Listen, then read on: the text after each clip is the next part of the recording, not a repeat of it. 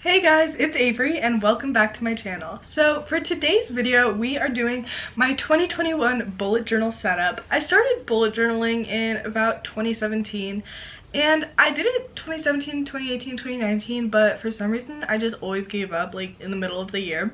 But last year, 2020, was the first year I did the entire year, January through December, and that was a very big accomplishment for me, so I'm very excited about that. Anyways, this year I plan to do it again for 2021. I'm super excited. Each year in the beginning of the year I have like some overall yearly overview pages. So that's what we're going to be doing today. It comes before all the monthly spreads. All the materials I'm using will be linked in the description below. And yeah, if you have any questions about bullet journaling or anything, feel free to comment that. Let's just get into this video. Alright, so here's me opening my new bullet journal for 2021. I got a new Leuchtturm 1917 for Hanukkah in this beautiful teal color. I'll link it in the description. Also, I literally have no clue if I'm saying that right, so if you know how to properly pronounce this brand, please let me know. I also got this new Tombow dual brush pen set. I absolutely love these brush pens. They're definitely my favorite brand, and I love these pastel colors. So the first page I started with was my key. I love to have this in the beginning of all my journals just so I can refer back to it and remember what symbols I'm using. One of the great things about Tombow dual brush pens is that they have both a brush side and like a little marker side. So they're very versatile and can be used for like anything. So here I am using both sides to just make a little background. And I absolutely love the colors in this set. You'll see me using them a lot throughout this whole setup. And then next I just went in with my symbols. So I have a normal circle for a task, a filled in circle when I complete a task. I put an arrow through the circle when I'm moving a task to another day, crossing it out if it's cancelled, triangles for events, and then a little dash for a notes. Feel free, if you want to start a bullet journal, to use my key also, or to make up your own that works for you. And yeah, once again, just using my Tombow dual brush pens to add some color. Alright, so on the next page, I started my grid spacing layout. I love having this in my notebook so I can always refer back to it when I'm making spreads and know exactly how many dots to space out everything. And this spread is a little tedious because there's a lot of counting involved, but basically I just divide the page into halves both ways, thirds and fourths, just so I can always know that if I want to make a spread with like that many columns, how many dots should be in between.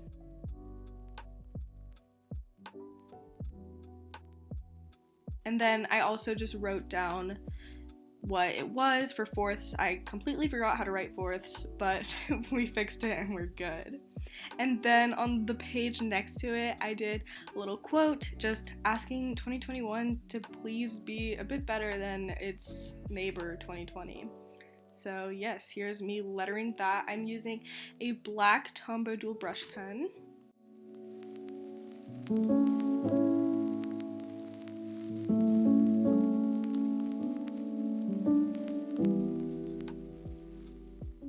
And then using some different colors from my Tombow set to accent the different words.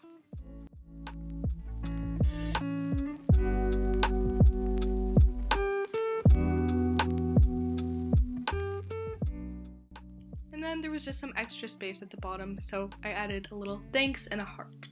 Alright, so for the next page, this is my big like intro to 2021 page. So I wrote 2021 in very big letters on the left side, and then the right side is for my year at a glance.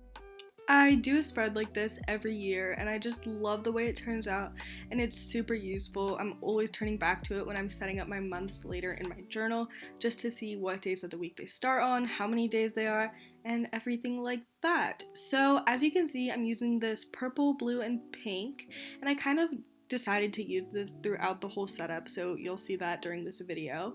And I just alternated each color for each month. Oh, there's me realizing that I accidentally was looking at a 2020 calendar, so I had to white it all out and start over. But it's okay. I make a lot of mistakes in my bullet journal, but whiteout is always there to save the day.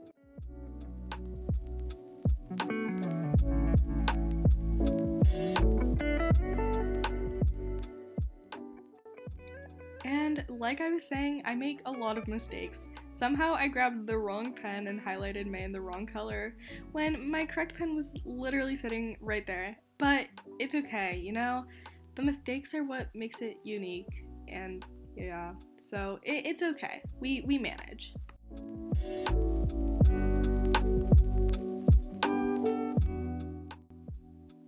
Here I just skip forward to December because I don't think you need to see me do the same thing over and over, but there's my year at a glance and I love how it turned out. The next page I did was my future log, and in the past when I was starting bullet journaling, I used to make this like 2 full spreads, but now I just make it 1 because honestly I just use it kind of to plan out my year in the beginning of the year, and I don't really find myself coming back to it that much, so I didn't think I needed too much space for it. But anyways, I just separated the 2 pages into 12 areas and kind of drew out a whole calendar again. You can see me flipping back, referencing back to make sure I'm doing it right, and then I drew a little line under the calendar so that I could have some space to write out events. Although I don't use my future log that much, it's still really nice to have, and it helps me kind of just see what's in store for me throughout the year, what kinds of holidays there are, when I have breaks from school, so yeah, I still enjoy having it. So the next spread I did was my birthday spread, and you may be wondering why I did that if I have a future log, and I actually started doing this spread last year and I really liked it. It was super useful. It's kind of like my future log. I have a space for each month, but instead of just having a bunch of different events, I just have birthdays.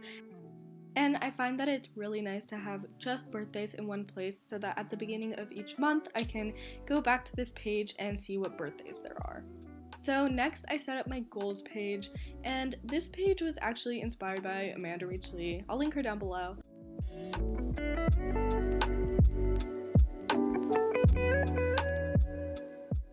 In the past, I'd just do like a New Year's resolutions page and do a few cute doodles explaining what my goals were.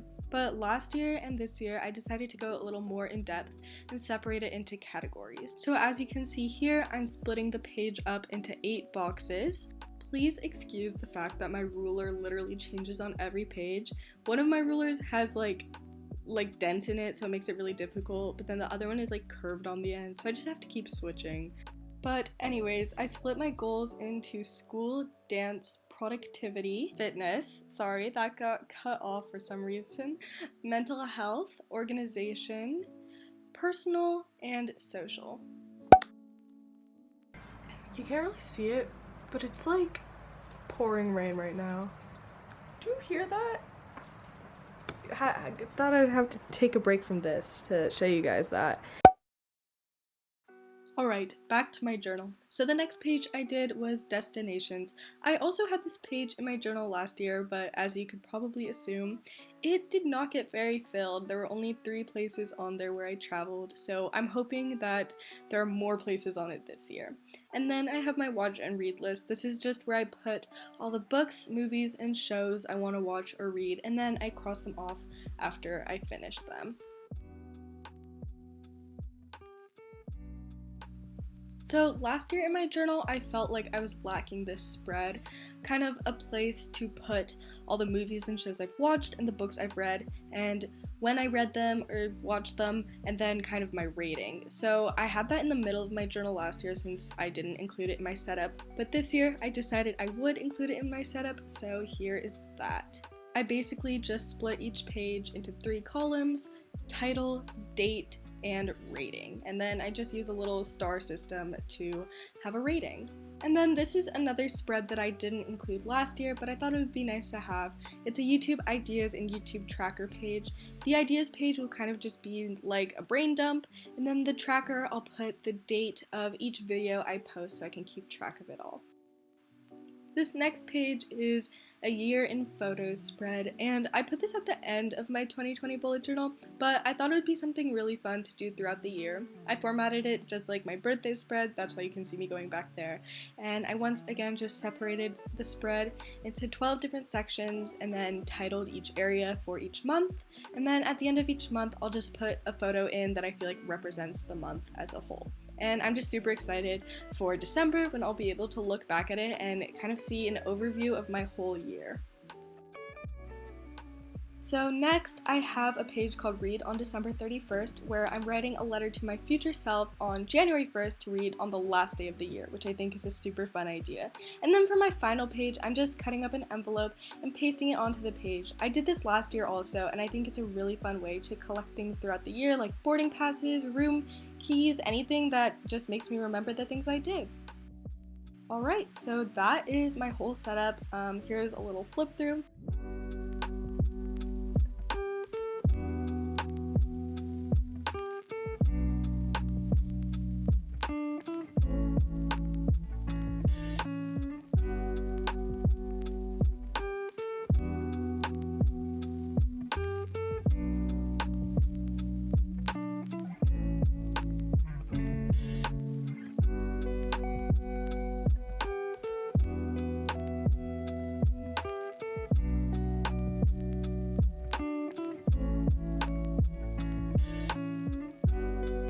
Thanks so much everyone for watching. I really enjoyed making this video, so if you guys want to see more bullet journaling videos, let me know, comment down below.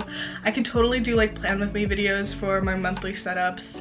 So yeah, if that's what you want to see, let me know. Like I said before, everything will be linked down below in the description if you want to buy any of the materials I used. And yeah, so thank you guys so much for watching. Make sure to like, comment, subscribe, all that stuff. I'll see you guys in my next video. Bye!